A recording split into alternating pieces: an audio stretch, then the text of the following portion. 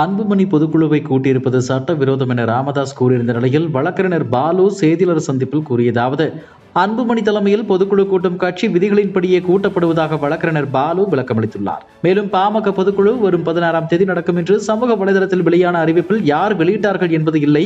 பாமக விதியின்படி ஒவ்வொரு கூட்டத்திற்கும் ஒரு வாரத்திற்கு முன்பாக அறிவிப்பு வெளியிட்டால் போதுமானது என்று அவர் கூறினார். சென்னை IIT நிகழ்ச்சி ஒன்றில் அமெரிக்க அதிபர் டிரம்ப் குறித்து பேசியிருக்கும் பாஜக முன்னாள் தலைவர் அண்ணாமலை, கூகுள், மெட்டா, மைக்ரோசாப்ட் உள்ளிட்ட முன்னணி தொழில்நுட்ப நிறுவனங்களின் முக்கிய பொறுப்பில் இருப்பவர்கள் கலந்து கொண்ட செயற்கை நுண்ணறிவு தொடர்பான நிகழ்ச்சி ஒன்றில் பேசிய டிரம்ப், சீனாவில் பொருட்களை தயாரிக்கக்கூடாது, வேலை வாய்ப்பில் முக்கிய பொறுப்புகளில் இந்தியர்களுக்கு முன்னுரிமை வழங்கக்கூடாது, அமெரிக்காவில் தான் முதலீடு செய்ய வேண்டும் என்று பேசினார்.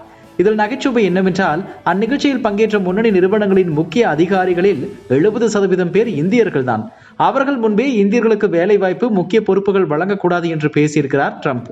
அதுதான் நம் இந்திய நாட்டின் பலம். இந்தியர்களின் மூளையும் திறமையும் அவ்வளவு மதிப்பு மிக்கது. இந்தியா தான் அமெரிக்காவையே வழி நடத்துகிறது என்று பேசியிருக்கிறார்.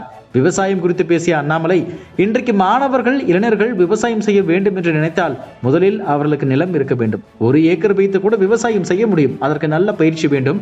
விவசாய பகுதிகளுக்கு நேரடியாக சென்று ஆராய்ந்து பயிற்சி பெற வேண்டும். இதற்கான பயிற்சி வகுப்புகள் ஆரம்பிக்கப்பட்டு எல்லோரும் அந்த பயிற்சி பட்டறைகளில் பயன்பெற வேண்டும்.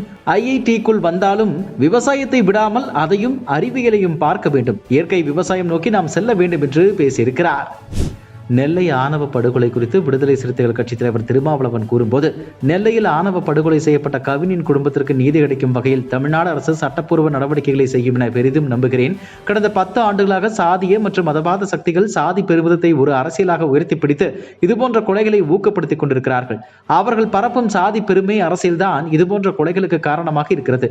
தேசிய அளவில் ஆணவ கொலை தடுப்பு சட்டம் இயற்றப்பட வேண்டும். இதற்காக பலரும் குரல் எழுப்பினாலும் ஒன்றிய அரசு இந்த கோரிக்கையை பொருட்படுத்தவில்லை.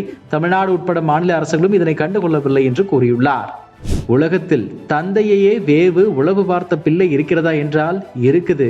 அந்த மாதிரி என்னை வேவு பார்த்திருக்கிறார்கள் என்று பாமக நிறுவனர் டாக்டர் ராமதாஸ் நிருபர்கள் சந்திப்பில் தெரிவித்துள்ளார். இது குறித்து அவர் பேசியதாவது, 17ஆம் தேதி பொதுக்குழு அறிவித்திருக்கிறேன். அதனால் வேறு எவரும் பாமக பெயரில் பொதுக்குழு கூட்டுகிறேன் என்று சொல்லுவது சட்டங்களுக்கும் கட்சி விதிகளுக்கும் புறம்பானது.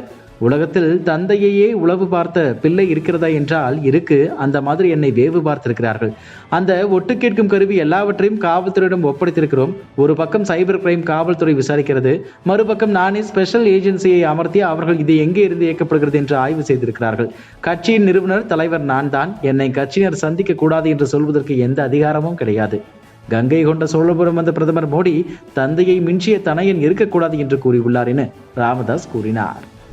தமிழ்நாட்டில் என்ன நடக்கிறது என்பதை அறியாதவர் எடப்பாடி பழனிசாமி என அமைச்சர் தாமு அன்பரசன் தெரிவித்துள்ளார். லைட்டரை தடை செய்ய அதிமுக முயற்சி எடுக்கும் என எடப்பாடி பழனிசாமி கூறியதற்கு அமைச்சர் பதிலடி கொடுத்துள்ளார். தமிழ்நாடு அரசின் தொடர் அழுத்தத்தால் 20 ரூபாய்க்கு குறைவான லைட்டர்களுக்கு ஒன்றிய அரசு தடை விதித்தது. லைட்டர் உதிரி பாகங்களுக்கும் ஒன்றிய அரசு கட்டுப்பாடு விதித்துள்ளது. கடலை மிட்டாய் உற்பத்திற்கான பொது வசதி மையமும் 2026 ஏப்ரலில் பயன்பாட்டுக்கு வரவுள்ளது. தமிழ்நாட்டில் என்ன நடக்கிறது என்பதை அறியாமல் பழனிசாமி பேசி வருவதாக அமைச்சர் கண்டனம் தெரிவித்துள்ளார். DIG வருண்குமாருக்கு எதிராக அவதூறு கருத்துக்களை தெரிவிக்க சீமானுக்கு சென்னை உயர்நீதிமன்றம் தடை விதித்துள்ளது. தனக்கு எதிராக ஆதாரமில்லாத கருத்துக்களை தெரிவிக்க சீமானுக்கு தடை கோரி DIG வருண்குமார் வழக்கு தொடர்ந்தார். அதில் 2.10 கோடி ரூபாய் மான நஷ்டஈடு வழங்க சீமானுக்கு உத்தரவிட வேண்டும் எனவும் மனுவில் கோரிக்கை விடுக்கப்பட்டிருந்தது. DIG வருண்குமார் தொடர்ந்த மனு மீது சீமான் பதிலளிக்க உத்தரவிட்டு வழக்கை அடுத்த வாரத்திற்கு ஹைகோர்ட் ஒத்திவைத்தது. பாலியல் வழக்கில் குற்றவாளி என தீர்ப்பளிக்கப்பட்ட பிரஜ்வல் ரேவண்ணாவுக்கு ஆயுள் தண்டனை விதிக்கப்பட்டுள்ளது. பிரஜ்வல் ரேவண்ணாவுக்கு ஆயுள் தண்டனையுடன் 10 லட்சம் ரூபாய் அபராதம் விதித்து உத்தரவிட்டுள்ளது.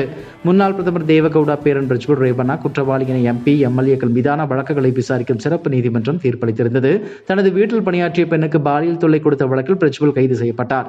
ஹசன் தொகுதி MP-யாக இருந்தபோது பல பெண்களை வன்கொடுமை செய்து வீடியோ எடுத்ததும் அம்பலமானது குறிப்பிடத்தக்கது.